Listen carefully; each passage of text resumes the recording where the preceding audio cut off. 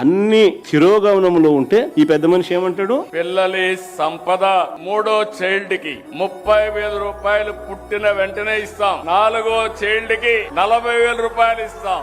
సంతానమే సంపద. ముగ్గురిని కనండి, నలుగురిని కనండి అని ఈయన అంటాడు. ఒకవైపు నేను ప్రభుత్వంలో వ్యవస్థలన్నీ ఇంత దారుణమైన పరిస్థితిలో ఉంటే క్వాలిటీ ఆఫ్ లైఫ్ అనేది చంద్రబాబు నాయుడు హయాంలో ఇంత అధ్వానమైన పరిస్థితిలో ఈ రోజు కనిపిస్తా ఉంటే దానిని మెరుగుపరచాల్సింది పోయి ఈ పెద్ద మనిషి ముగ్గురిని కనండి, నలుగురిని కనండి అని చెప్పి ఈ రోజు అన్నిటికన్నా బాధ ఏమిటంటే మహిళలను పిల్లలను పుట్టించే యంత్రాలుగా భావించడమే చంద్రబాబు చేస్తా ఉన్న అతి దిగజారుడు రాజకీయము మాటలు. పిల్లలను పుట్టించే యంత్రాలుగా మహిళలను మాత్రమే ఆయన పరిగణలోకి తీసుకుంటా ఉన్నాడు. కాదు, మహిళలు బాగుంటేనే కుటుంబాలు బాగుంటాయి. మహిళలు సంతోషంగా ఉంటేనే గ్రామీణ ఆర్థిక వ్యవస్థ నిలబడుతుంది, రాష్ట్ర ఆర్థిక వ్యవస్థ నిలబడుతుంది.